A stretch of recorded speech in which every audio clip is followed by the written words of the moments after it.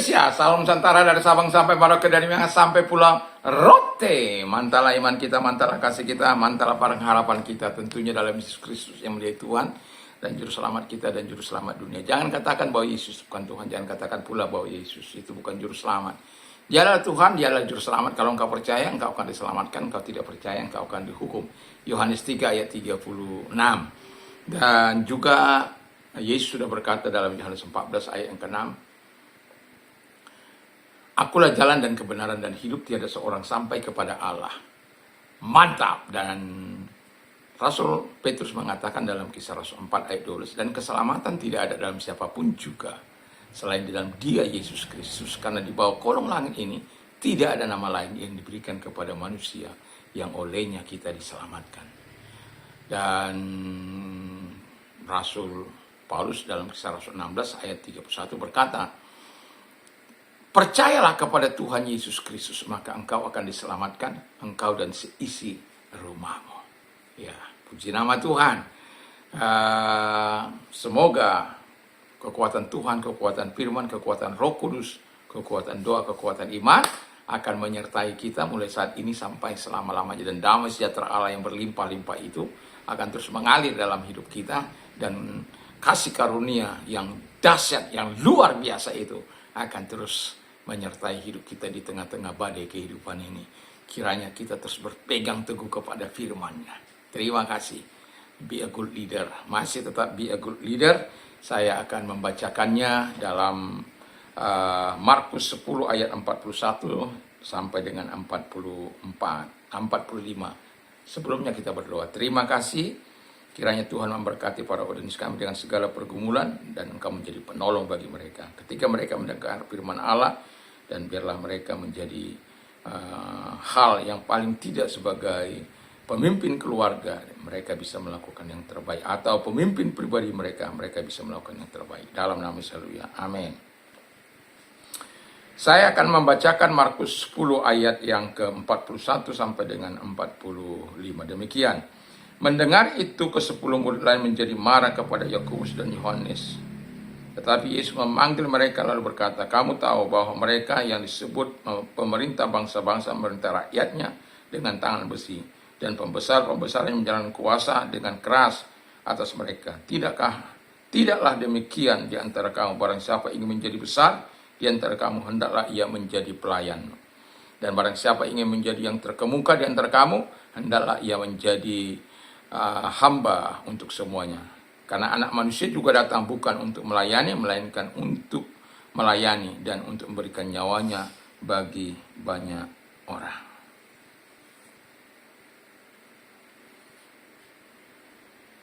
Jadi di sini kita bisa melihat ya keteladanan atau ciri-ciri yang ditampakkan seorang pemimpin yang baik menurut Markus 10 ayat yang ke-41 sampai dengan 45. Di mana dikatakan di situ untuk menjadi pemimpin yang baik, pertama itu adalah memiliki hati hamba, bukan hati bos. Hati bos kan itu, kerjakan,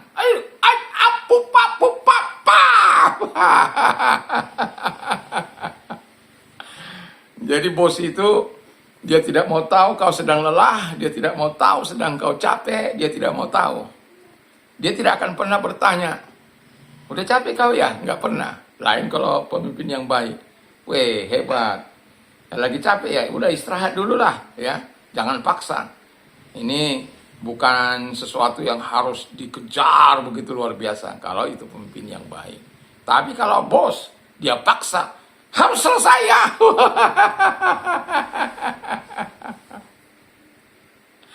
Ya, jadi begitu kalau pemimpin yang baik itu dia tidak berhati bos tapi berhati pelayan. Yesus menjadi teladan kita sebagai pemimpin agung kita yang pantas kita tiru. Kalau tadi pagi saya mengatakan bahwa kita harus dapat takut Tuhan, terus cakap untuk memimpin, dapat dipercaya, tidak menerima suap. Dan kali ini kita harus memiliki hati seorang hamba. Hamba itu kan tidak ingin terkenal. Hamba itu walaupun sudah lelah, dia harus kerja. Dia harus lakukan. Hanya untuk menyenangkan tuannya. Nah, Tuhan kita itu adalah Yesus Kristus. Dia melihat dari tempat yang maha tinggi. Apakah engkau berdoa? Apakah engkau memperkatakan firman Allah? Apakah engkau membaca firman Allah? Apakah engkau mencintai firman-Nya? Apakah engkau mencintai Dia? Atau apakah engkau memiliki persekutuan? Atau engkau hanya kerjamu menonton aja dalam satu hari? Menonton bisa berjam-jam, tapi duduk di bawah kaki. Istri saya ketawa karena dia suka nonton. Jadi, apakah Anda suka? Ya, tetapi mau saya katakan, ada harus waktunya kita mengarahkan hati kita. Saya kagum kepada manusia-manusia zaman dulu. Tapi saya bukan mau hidup di 1000 tahun, 1800 atau 1900 ke bawah itu ya. Tidak, atau 1900 bagi generasi kita. Atau generasi saya ada masih satu baby boomers ya. Generasi X ya. Generasi saya lupa generasi apa saya. Tapi sudah mendekati generasi baby boomers. Nah, yang mau saya katakan, dulu orang kalau mau berkirim surat itu harus sabar menunggu berbulan-bulan ya. Nunggu surat pacar. Dia harus baca, harus kirim via pos dan lain sebagainya. Kita diajar dengan sendirinya untuk sabar.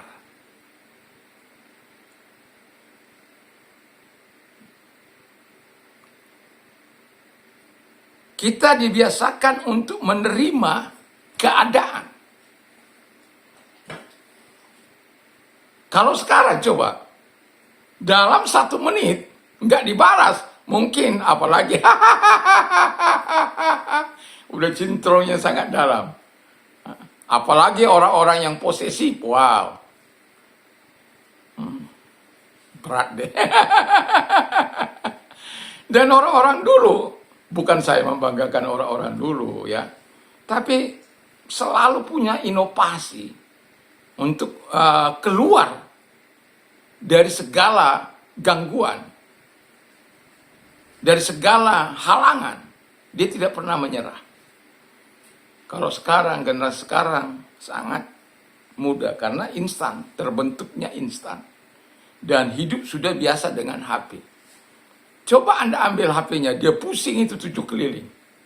Ya, saya sudah pernah mengambil HP anak saya berapa kali. Itu dia pusing, ada saja alasannya.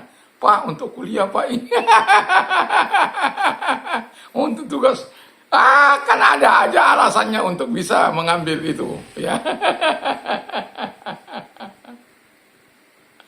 Kenapa? Sudah dunianya. Ya cuma kita arahkan supaya ya menggunakannya bijak lah ya. Harus ada masa di mana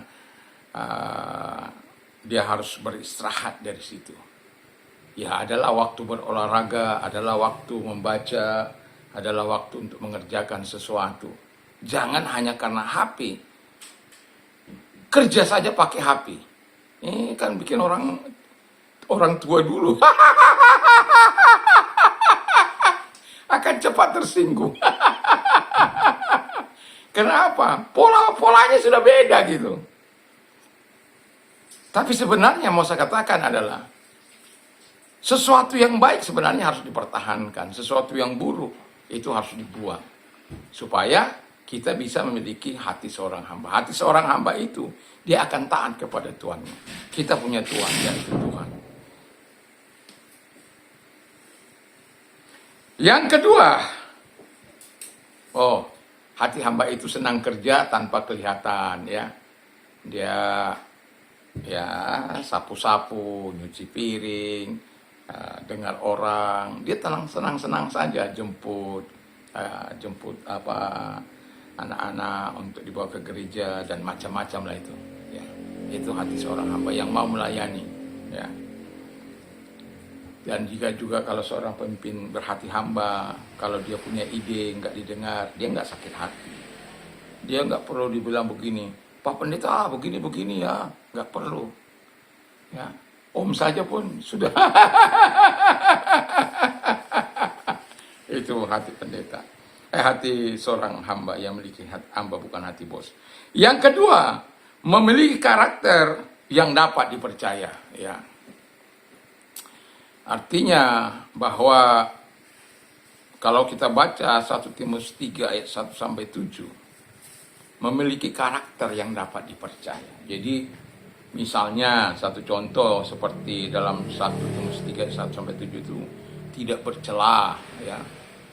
Jadi kalau Anda mau terus bertahan di dalam kebenaran, ketika Anda menghadapi orang-orang yang suka fitnah, yang suka berbuat onar, yang suka merekayasa sesuatu, Anda tidak perlu takut menghadapinya.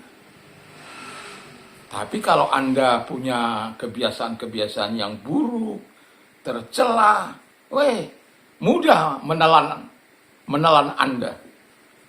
Tapi kalau Anda hidup di dalam kebenaran, kita tidak akan mudah digelincirkan orang.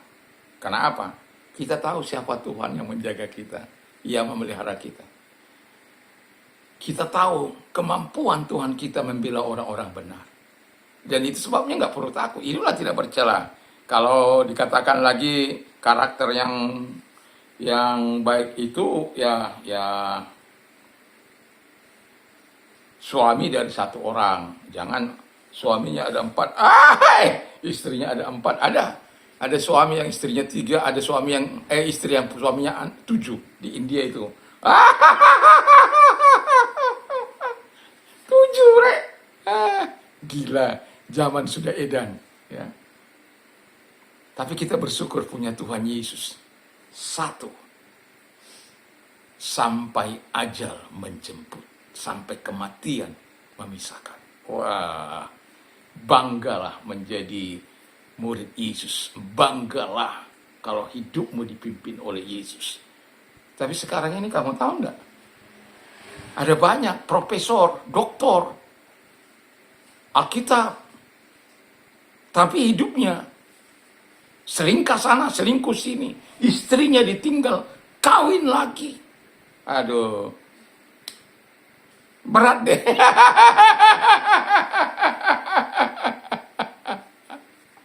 Berat deh kalau sudah begitu, berat.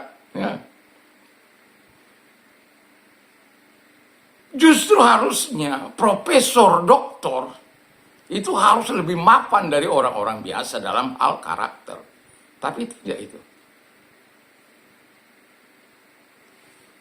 Makanya saya berkata kepada seorang ibu, tolong itu dipakai doktornya. Supaya hal-hal yang tidak sesuai dengan firman Allah, ya tidak dilakukan. Tetapi yang sesuai dengan firman Allah, kita lakukan. Apa gunanya kita punya gelar? Apalagi soal teologi kalau kita tidak sesuai dengan karakter Tuhan. Jadi juga dapat menahan diri, ya, bijaksana bukan bijak sini. Jadi tidak pemabuk, ya, terkenal baik, ya. Jangan terkenal tukang mengambil milik orang lain. Jangan dikenal suka memotong yang tidak haknya dipotong, ya. Itu seperti yang terjadi di Maluku itu. Dan pejabat-pejabat banyak yang seperti itu. Kalau kamu mau saya bantu harus kasih sekian persen. Enggak benar itu. Itu terkenal karena berbuat jahat. Dan itu sangat tidak memuliakan Tuhan. Pusing deh. Kita orang percaya harusnya hidup dalam takut akan Tuhan. Bukan cari aman, bukan cari nyaman. Alkitab kan sudah bilang, kalau engkau mau hidup beribadah kepada Tuhan Yesus Kristus, engkau akan mengalami penderitaan. Kalau engkau cari aman, nanti tunggu di surga kita cari amannya. Kalau selama di dunia ini, firman Allah akan terjadi. Nah, tetapi bagaimana kita menyikapinya? Ini penting. Dan ketika kita menyikapinya, kita tahu bahwa siapa yang menyertai kita. Siapa yang bersama-sama dengan kita. Enggak peduli siapa dia. Tapi kalau engkau tahu yang menyertai engkau, tidak peduli siapa yang engkau hadapi, dengan jabatan apa dia punya, enggak peduli. Selama engkau benar di hadapan Tuhan, selama kita benar di hadapan Tuhan, ingat Tuhan menjadi pembela kita. Apalagi soal pekerjaan Tuhan. Dan saya sudah melihat ada banyak hal-hal besar, mujizat yang Tuhan lakukan di tengah-tengah saya pelayanan di pulau ini. Jadi saya tidak pernah gentar, tidak pernah takut. Karena saya tahu siapa di belakang saya. Saya tahu siapa Tuhan yang saya sembah itu. Saya kenal kemahakuasaannya.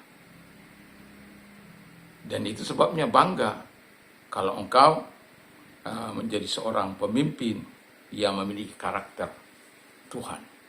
Kalau saya katakan nilai-nilai Kristus harus ada dalam kehidupan kita. Nah, yang terakhir, peka terhadap suara Tuhan bukan hanya keahlian manajerial. Ya, kadangkala kalah dia ahli dalam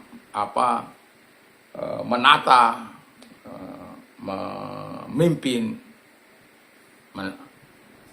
melakukan segala sesuatu yang sampai yang terdahulunya juga diolok, diejek.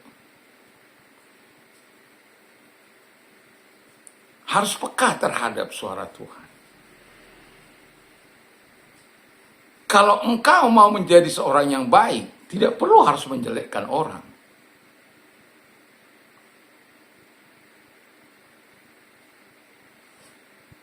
Apalagi kita mengenal kalau orang yang dijelekkan itu baik. Habis dah.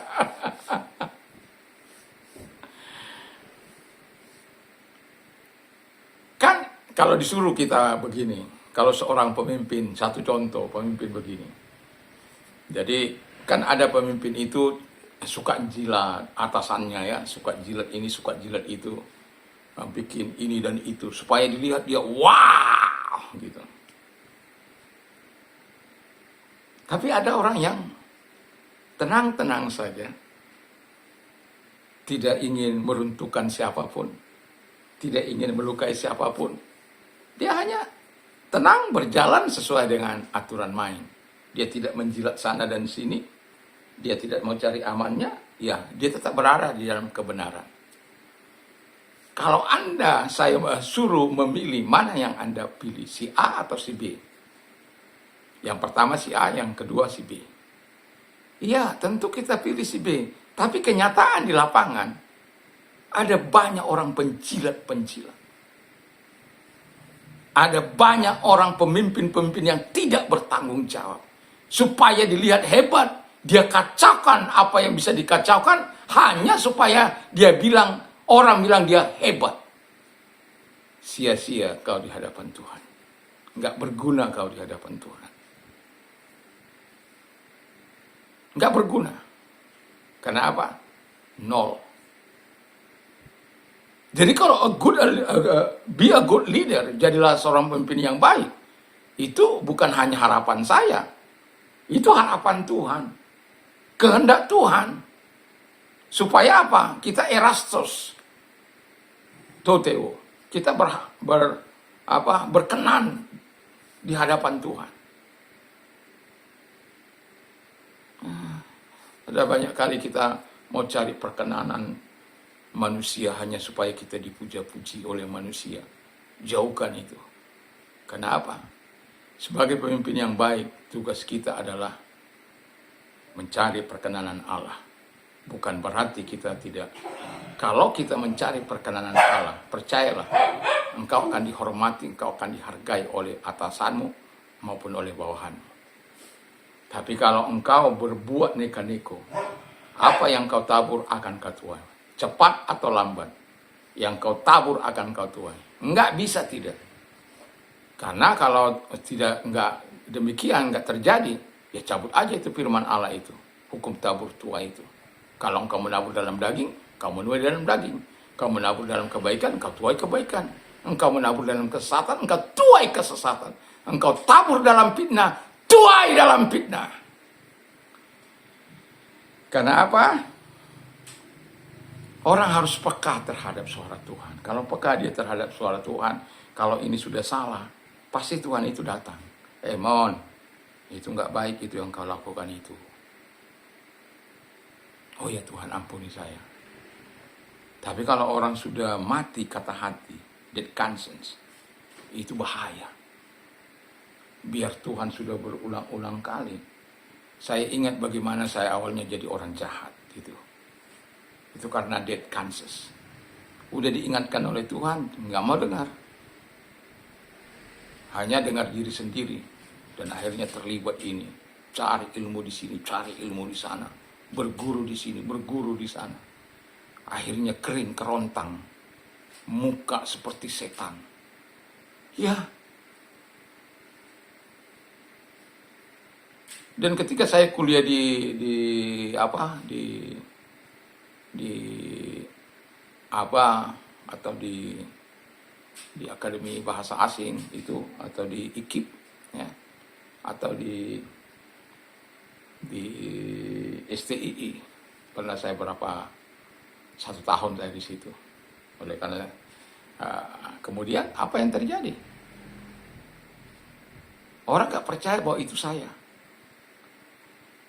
karena begitu seramnya mukanya. Wah, saya tunjukkan setelah saya berada dipenuhi oleh kemuliaan Tuhan, dipenuhi kemuliaan setan dan dipenuhi kemuliaan kemuliaan Tuhan, itu sangat jauh berbeda. Ya. Nah, dan itulah sebabnya saya merasakan bahwa Tuhan memanggil saya walaupun saya merasa tidak layak, tetapi Tuhan sudah memanggil saya dan saya menyerahkan diri. Ada hal kita harus lakukan dalam kehidupan ini. Jadi biarlah kita menjadi pemimpin yang baik, yang tahu betul melakukan tugas dan tanggung jawab kita, supaya Tuhan dipermuliakan. Dan sebelumnya mari kita berdoa. Terima kasih Tuhan, biarkan kami menjadi pemimpin yang baik, yang tahu apa yang harus kamu lakukan dan yang memiliki hati bos memiliki hati hamba bukan bos Tuhan. Dan juga kami juga memiliki karakter ilahi dalam hidup kami yang dapat dipercaya dan lain sebagainya. Dan juga Tuhan peka terhadap suara-Mu dalam kehidupan ini. Bukan hanya ahli dalam manajerial Bapa di surga. Karena ahli dalam manajerial ketika kami itu bukan tidak penting, itu penting. Tetapi kalau kami tidak peka terhadap suara Tuhan, kami akan berbalik menjadi pelawan Tuhan. Dan terima kasih Tuhan Yesus dan seluruh jemaat yang mendengar atau mereka audiens kami. Kalau ada di antara mereka yang sakit, dalam nama Yesus, arahkan tanganmu kepada Tuhan. Dalam nama segala sakit penyakit mereka dari Allah keluar, dan oleh bilur Yesus engkau sembuh oleh kuasanya. Dan kalau engkau sedang mengalami masa-masa sulit, arahkan tanganmu kepada Tuhan. Kita berdoa. Tuhan, Kau yang berkata, berserulah kepadaku pada waktu kesesakan, maka aku akan menolong engkau dan engkau akan memuliakan aku. Dan terima kasih, kami percaya kami sudah berseru kepadamu, engkau mau menolong kami, melakukan mujizatmu, kebaikanmu, belas kasihanmu bagi setiap mereka, dalam nama Yesus. Terima kasih buat pertolonganmu, dalam nama Yesus kami bersyukur dan berdoa. Haleluya, haleluya, amin. Tuhan Yesus memberkati kita, dan selamat sore. Dan kalau kita mau berdoa, ya ini kebetulan itu kita, kalau di Pantai Kosta itu ada, bukan kita mencari Roh Kudus, bukan, tapi dalam rangka refreshing kembali bersama dengan Tuhan dalam doa-doa yang kita lakukan kepada Tuhan. Dan juga saya mau katakan kepada kita, biarlah kita suka untuk membaca firman Allah, suka untuk memperkatakan firman Allah, dan ajak seluruh anggota keluarga untuk tekun di dalam membaca firman Allah, tekun untuk berdoa, supaya sesuatu yang baik kita alami di tengah-tengah kesulitan ini. Apa yang bisa kita andalkan? Lutut kita bisa kita andalkan, karena Tuhan tahu apa yang sedang kau pergumulkan, dan Dia tidak akan abai terhadap segala janjinya. Ingat, if you abide in me and my word abide in you, you will ask what you desire, it shall be done for you. Jadi jika engkau tinggal dalam aku dan firmanku tinggal dalam engkau, mintalah apa saja yang kau kehendaki dan kamu akan menerimanya. Mantap! Puji nama Tuhan. Tuhan Yesus memberkati.